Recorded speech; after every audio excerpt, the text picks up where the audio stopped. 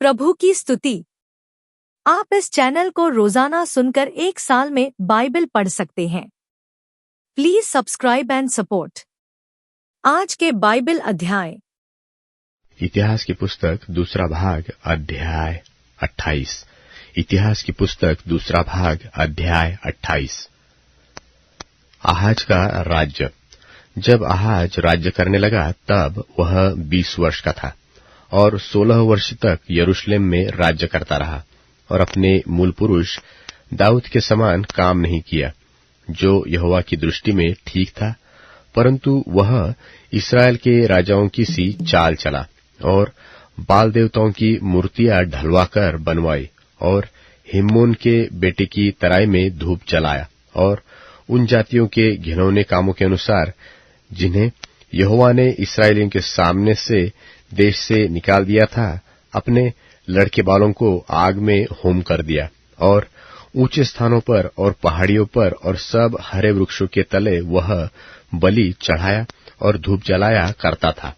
इसलिए उसके परमेश्वर यहोवा ने उसको अरामियों के राजा के हाथ कर दिया और वे उसको जीतकर उसके बहुत से लोगों को बंधुआ बना के दमिश्क को ले गए और वह इस्राएल के राजा के वश में कर दिया गया, जिसने उसे बड़ी मार से मारा। और रमल्याह के पुत्र पेकह ने यहूदा में एक ही दिन में 1,20,000 लोगों को, जो सब के सब वीर थे, घात किया, क्योंकि उन्होंने अपने पितरों के परमेश्वर यहोवा को त्याग दिया था। और जिक्री नामक एक एप्रेमी वीर ने मासेयाह नामक एक राजपुत्र को और राजभवन के प्रधान अज्रिकाम को और एलकाना को, जो राजा का मंत्री था, मार डाला।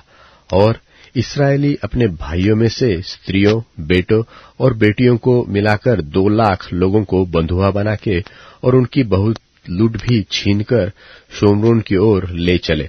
परंतु वहां ओदेद नामक यहोवा का एक नबी था। वह शोमरोन को आने वाली सेना से मिलकर उनसे कहने लगा, सुनो, तुम्हारे पितरों के परमेश्वर यहोवा ने यहूदियों पर झुंझलाकर उनको तुम्हारे हाथ कर दिया है और तुमने उनको ऐसा क्रोध करके घात किया जिसकी चिल्लाहट स्वर्ग को पहुंची है।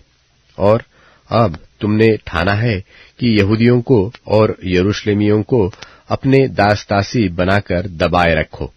क्या तुम भी अपने परमेश्वर यहोवा के यहाँ दोषी नहीं हो? इसलिए अब मेरी सुनो और इन बंधुओं को, जिन्हें तुम अपने भाइयों में से बंधुआ करके ले आए हो, लौटा दो। यहोवा का क्रोध तो तुम पर भड़का है। तब एप्रेमियोन के कितने मुख्य पुरुष, अर्थात योहानान का पुत्र अजर्याह, मशिल्लेमोत का पुत्र बेरेक्याह, शल्लूम का पुत्र यहिजकियाह और हल्दै का पुत्र अमासा, लड़ाई से आने वालों का सामना करके उनसे कहने लगे, तुम इन बंधुओं को यहां मत लाओ, क्योंकि तुमने वह बात ठानी है जिसके कारण हम यहोवा के यहां दोषी हो जाएंगे और उससे हमारा पाप और दोष बढ़ जाएगा। हमारा दोष तो बड़ा है और इस्राएल पर बहुत क्रोध भड़का है। तब उन हथियार बंधों ने बंधुओं और लूट को हाकिमों और सारी सभा के सामने छोड़ दिया। तब जिन पुरुषों के नाम ऊपर लिखे हैं, उन्होंने उठकर बंधुओं को ले लिया और लूट में से सब नंगे लोगों को कपड़े और जूतियां पहनाई और खाना खिलाया और पानी पिलाया और तेल मला। और तब निर्बल लोगों को गधों पर चढ़ाकर यरीहो को, जो खजूर का नगर कहलाता है, उनके भाइयों के पास पहुंचा दिया। तब वे शोमरोन को लौट आए। उस समय राजा आहाज ने अश्शूर के राजाओं के पास दूत भेजकर सहायता मांगी, क्योंकि एदोमियों ने यहूदा में आकर उसको मारा और बंधुओं को ले गए थे। और पलिश्तियों ने नीचे के देश और यहूदा के दक्षिण देश के नगरों पर चढ़ाई करके बेतलमेश, अय्यालोन और गदेरोत को और अपने अपने गांव समेत सोको, तिम्ना और गिमजो को ले लिया और उनमें रहने लगे थे। यहोवा ने इस्राएल के राजा आहाज के कारण यहूदा को दबा दिया, क्योंकि वह निरंकुश होकर चला और यहोवा से बड़ा विश्वासघात किया। तब अश्शूर का राजा तिलगत पिलनेसेर उसके विरुद्ध आया और उसको कष्ट दिया, दृढ़ नहीं किया। आहाज ने तो यहोवा के भवन और राजभवन और हाकिमों के घरों में से धन निकालकर अश्शूर के राजा को दिया, परंतु इससे उसकी कुछ सहायता न हुई। और क्लेश के समय राजा आहाज ने यहोवा से और भी विश्वासघात किया, और उसने दमिश्क के देवताओं के लिए जिन्होंने उसको मारा था बलि चढ़ाया, क्योंकि उसने यह सोचा कि अरामी राजाओं के देवताओं ने उनकी सहायता की, तो मैं उनके लिए बलि चढ़ाऊंगा कि वे मेरी सहायता करें। परंतु वे उसके और सारे इस्राएल के पतन का कारण हुए। फिर आहाज ने परमेश्वर के भवन के पात्र बटोरकर तुड़वा डाले और यहोवा के भवन के द्वारों को बंद कर दिया, और यरूशलेम के सब कोनों में वेदियां बनाई, और यहूदा के एक एक नगर में उसने पराये देवताओं को धूप जलाने के लिए ऊंचे स्थान बनाए, और अपने पितरों के परमेश्वर यहोवा को रीस दिलाई। और उसके और कामों और आदि से अंत तक उसकी पूरी चाल चलन का वर्णन यहूदा और इस्राएल के राजाओं के इतिहास की पुस्तक में लिखा है। निदान आहाज अपने पुरखाओं के संग सो गया, और उसको यरूशलेम नगर में मिट्टी दी गई, परंतु वह इस्राएल के राजाओं के कब्रिस्तान में पहुंचाया न गया, और उसका पुत्र हिजकिय्याह उसके स्थान पर राज्य करने लगा। इतिहास की पुस्तक दूसरा भाग अध्याय 29। इतिहास की पुस्तक दूसरा भाग अध्याय 29। हिजकिय्याह के सुधार के काम। जब हिजकिय्याह राज्य करने लगा, तब वह 25 वर्ष का था, और 29 वर्ष तक यरूशलेम में राज्य करता रहा। और उसकी माता का नाम अबीयाह था, जो जकर्याह की बेटी थी, जैसे उसके मूल पुरुष दाऊद ने किया था, अर्थात जो यहोवा की दृष्टि में ठीक था वैसा ही उसने भी किया। अपने राज्य के पहले वर्ष के पहले महीने में उसने यहोवा के भवन के द्वार खुलवा दिए और उनकी मरम्मत भी कराई। तब उसने याजकों और लेवियों को ले आकर पूर्व के चौक में इकट्ठा किया और उनसे कहने लगा, हे लेवियों, मेरी सुनो। अब अपने अपने को पवित्र करो और अपने पूर्वजों के परमेश्वर यहोवा के भवन को पवित्र करो और पवित्र स्थान में मैल निकाल दो। देखो, हमारे पुरखाओं ने विश्वासघात करके वह कर्म किया था जो हमारे परमेश्वर यहोवा की दृष्टि में बुरा है, और उसको तज करके यहोवा के निवास से मुंह फेरकर उसको पीठ दिखाई थी। फिर उन्होंने ओसारे के द्वार बंद किए और दीपकों को बुझा दिया, और पवित्र स्थान में इस्राएल के परमेश्वर के लिए न तो धूप जलाया और न होम बलि चढ़ाया था। इसलिए यहोवा का क्रोध यहूदा और यरूशलेम पर भड़का है, और उसने ऐसा किया कि वे मारे मारे फिरे और चकित होने और ताली बजाने का कारण हो जाए, जैसे कि तुम अपनी आंखों से देख रहे हो। देखो, इस कारण हमारे बाप तलवार से मारे गए और हमारे बेटे बेटियां और स्त्रियां बंधुआई में चली गई है। अब मेरे मन ने यह निर्णय किया है कि इस्राएल के परमेश्वर यहोवा से वाचा बांधू, इसलिए कि उसका भड़का हुआ क्रोध हम पर से दूर हो जाए। हे मेरे बेटो, ढिलाई न करो। देखो, यहोवा ने अपने सन्मुख खड़े रहने और अपनी सेवा टहल करने और अपने टहलुए और धूप जलाने वाले का काम करने के लिए तुम्ही को चुन लिया है।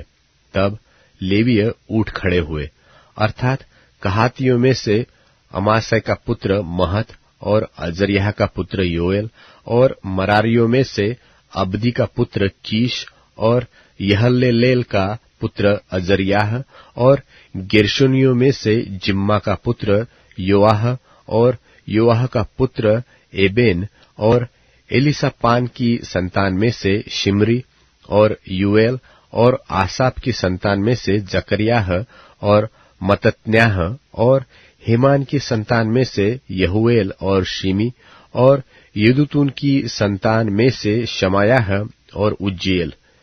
इन्होंने अपने भाइयों को इकट्ठा किया और अपने अपने को पवित्र करके राजा की उस आज्ञा के अनुसार जो उसने यहोवा के वचन पाकर दी थी, यहोवा के भवन के शुद्ध करने के लिए भीतर आए।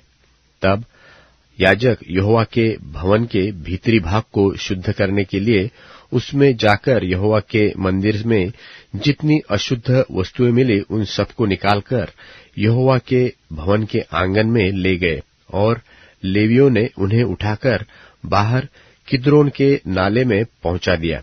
पहले महीने के पहले दिन को उन्होंने पवित्र करने का काम आरंभ किया, और उसी महीने के 8वें दिन को वे यहोवा के ओसारे तक आ गए। इस प्रकार उन्होंने यहोवा के भवन को 8 दिन में पवित्र किया, और पहले महीने के 16वें दिन को उन्होंने उस काम को पूरा किया। तब उन्होंने राजा हिजकिय्याह के पास भीतर जाकर कहा, हम यहोवा के पूरे भवन को और पात्रों समेत होमबलि की वेदी और भेंट की रोटी की मेज को भी शुद्ध कर चुके, और जितने पात्र राजा आहाज ने अपने राज्य में विश्वासघात करके फेंक दिए थे, उनको भी हमने ठीक करके पवित्र किया है, और वे यहोवा की वेदी के सामने रखे हुए हैं। तब राजा हिजकिय्याह सवेरे उठकर नगर के हाकिमों को इकट्ठा करके यहोवा के भवन को गया। तब वे राज्य और पवित्र स्थान और यहूदा के निमित्त 7 बछड़े, 7 मेंढे, 7 भेड़ के बच्चे और पाप बलि के लिए 7 बकरे ले आए, और उसने हारून की संतान के लेवियों को आज्ञा दी कि इन सबको यहोवा की वेदी पर चढ़ाए। तब उन्होंने बछड़े बलि किए, और याजकों ने उनका लोहू लेकर वेदी पर छिड़क दिया। तब उन्होंने मेंढे बलि किए, और उनका लोहू भी वेदी पर छिड़क दिया, और भेड़ के बच्चे बलि किए, और उनका भी लोहू वेदी पर छिड़क दिया।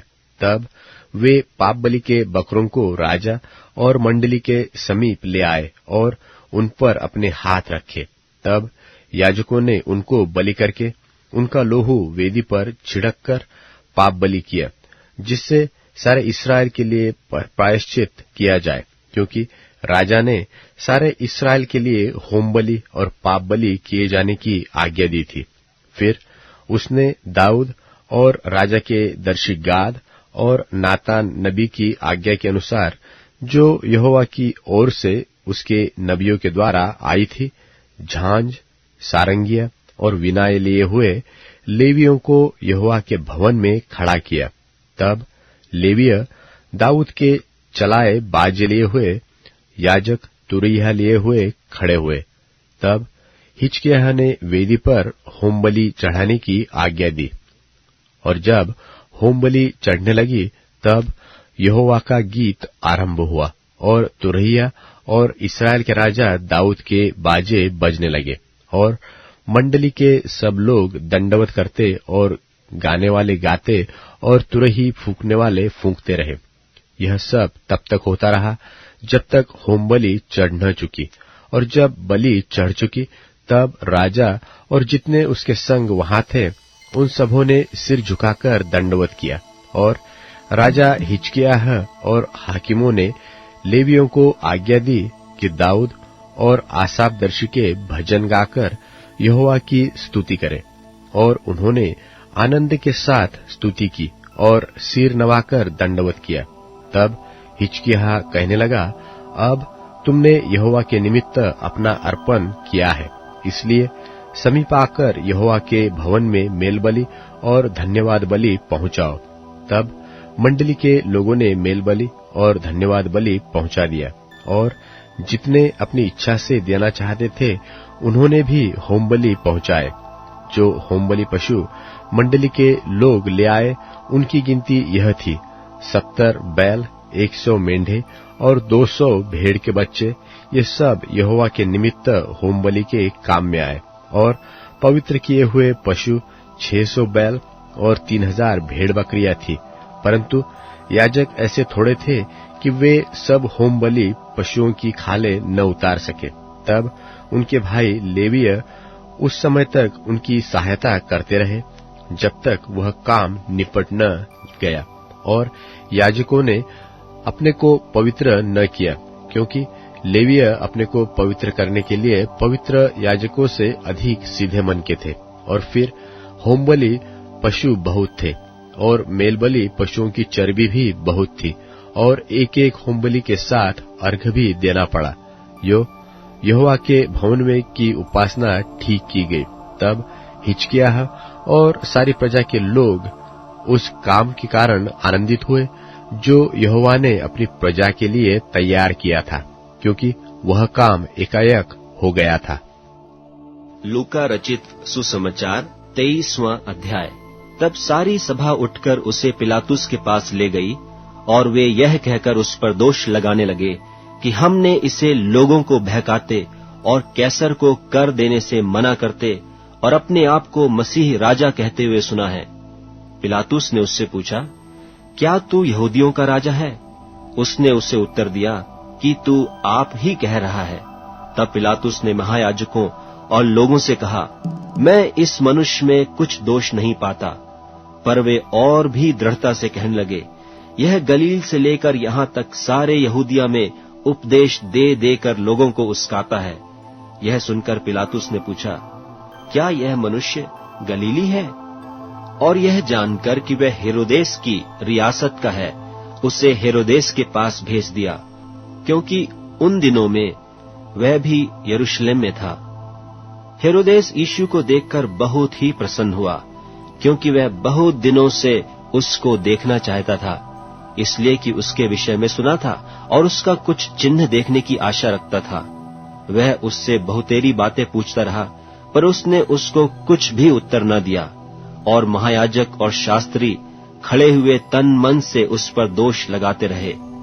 तब हेरोदेस ने अपने सिपाहियों के साथ उसका अपमान करके ठट्ठों में उड़ाया और भड़कीला वस्त्र पहनाकर उसे पिलातुस के पास लौटा दिया। उसी दिन पिलातुस और हेरोदेस मित्र हो गए। इसके पहले वे एक दूसरे के बैरी थे।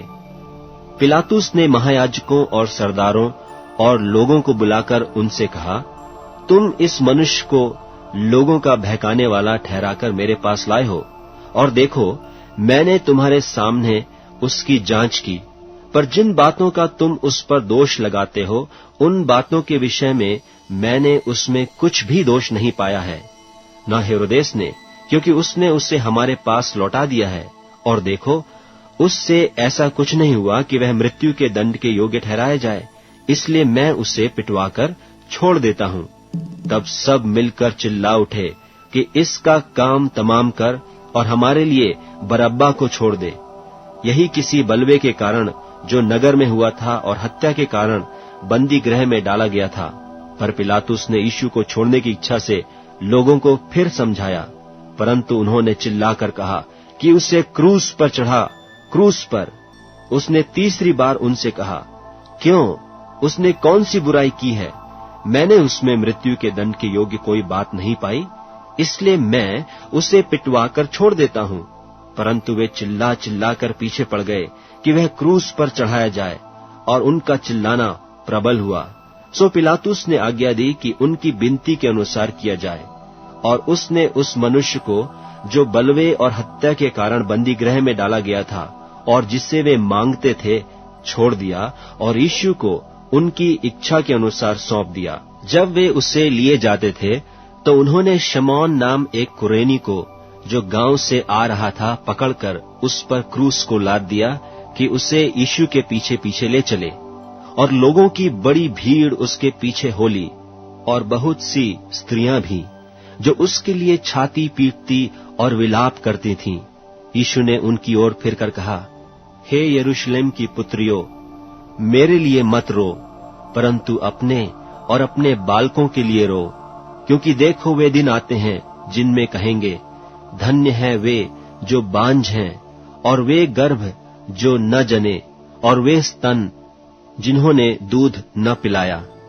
उस समय वे पहाड़ों से कहने लगेंगे कि हम पर गिरो, और टीलों से कि हमें ढांप लो, क्योंकि जब वे हरे पेड़ के साथ ऐसा करते हैं तो सूखे के साथ क्या कुछ न किया जाएगा। वे और 2 मनुष्य को भी, जो कुकर्मी थे, उसके साथ घात करने को ले चले। जब वे उस जगह जिसे खोपड़ी कहते हैं पहुंचे, तो उन्होंने वहां उसे और उन कुकर्मियों को भी, एक को दाहिनी और दूसरे को बाईं ओर क्रूसों पर चढ़ाया। तब यीशु ने कहा, हे पिता, इन्हें क्षमा कर, क्योंकि ये नहीं जानते कि क्या कर रहे हैं। और उन्होंने चिट्ठियां डालकर उसके कपड़े बांट लिए। लोग खड़े खड़े देख रहे थे और सरदार भी ठट्ठा कर करके कहते थे कि इसने औरों को बचाया। यदि यह परमेश्वर का मसीह है और उसका चुना हुआ है, तो अपने आप को बचा ले। सिपाही भी पास आकर और सिरका देकर उसका ठट्ठा करके कहते थे, यदि तू यहूदियों का राजा है तो अपने आप को बचा। और उसके ऊपर एक पत्र भी लगा था कि यह यहूदियों का राजा है। जो कुकर्मी लटकाए गए थे, उनमें से एक ने उसकी निंदा करके कहा, क्या तू मसीह नहीं? तो फिर अपने आप को और हमें बचा। इस पर दूसरे ने उससे डांट कर कहा, क्या तू परमेश्वर से भी नहीं डरता? तू भी तो वही दंड पा रहा है, और हम तो न्यायानुसार दंड पा रहे हैं, क्योंकि हम अपने कामों का ठीक फल पा रहे हैं। पर इसने कोई अनुचित काम नहीं किया। तब उसने कहा, हे यीशु, जब तू अपने राज्य में आए तो मेरी सुधि लेना। उसने उससे कहा, मैं तुझसे सच कहता हूं कि आज ही तू मेरे साथ स्वर्गलोक में होगा। और लगभग 2 पहर से तीसरे पहर तक सारे देश में अंधियारा छाया रहा, और सूर्य का उजियाला जाता रहा, और मंदिर का पर्दा बीच से फट गया। और यीशु ने बड़े शब्द से पुकार कर कहा, हे पिता, मैं अपनी आत्मा तेरे हाथों में सौंपता हूं। और यह कहकर प्राण छोड़ दिए। सूबेदार ने जो कुछ हुआ था देखकर परमेश्वर की बड़ाई की और कहा, निश्चय यह मनुष्य धर्मी था। और भीड़ जो यह देखने को इकट्ठी हुई थी, इस घटना को देखकर छाती पीटती हुई लौट गई। और उसके सब जान पहचान और जो स्त्रियां गलील से उसके साथ आई थीं, दूर खड़ी हुई यह सब देख रही थीं। और देखो, यूसुफ नाम एक मंत्री जो सज्जन और धर्मी पुरुष था, और उनके विचार और उनके इस काम से प्रसन्न न था, और वह यहूदियों के नगर अरमतिया का रहने वाला और परमेश्वर के राज्य की बाट जोहने वाला था, उसने पिलातुस के पास जाकर यीशु की लोथ मांग ली और उसे उतारकर चादर में लपेटा और एक कब्र में रखा जो चट्टान में खोदी हुई थी, और उसमें कोई कभी न रखा गया था। वह तैयारी का दिन था और सब्त का दिन आरंभ होने पर था। और उन स्त्रियों ने जो उसके साथ गलील से आई थीं, पीछे पीछे जाकर उस कब्र को देखा, और यह भी कि उसकी लोथ किस रीति से रखी गई है, और लौटकर सुगंधित वस्तुएं और इत्र तैयार किया। और सब्त के दिन तो उन्होंने आज्ञा के अनुसार विश्राम किया। भजन संहिता अध्याय 11। भजन संहिता अध्याय 11। मेरा भरोसा परमेश्वर पर है। तुम क्यों कर मेरे प्राण से कहते हो कि पक्षी की नाई अपने पहाड़ पर उड़ जा? क्योंकि देखो, दुष्ट अपना धनुष चढ़ाते हैं और अपना तीर धनुष की डोरी पर रखते हैं, कि सीधे मन वालों पर अंधियारे में तीर चलाए। यदि नेवे ढा दी जाए तो धर्मी क्या कर सकते हैं? परमेश्वर अपने पवित्र भवन में है। परमेश्वर का सिंहासन स्वर्ग में है। उसकी आंखें मनुष्य की संतान को नित देखती रहती है, और उसकी पलकें उनको जांचती है। यहोवा धर्मी को परखता है, परंतु वह उनसे जो दुष्ट है और उपद्रव से प्रीति रखते हैं, अपनी आत्मा में घृणा करता है। वह दुष्टों पर फंदे बरसाएगा। आग और गंधक और प्रचंड लूह उनकी कटोरों में बांट दी जाएगी। क्योंकि यहोवा धर्मी है, वह धर्म के ही कामों से प्रसन्न रहता है। धर्मी जन उसका दर्शन पाएंगे।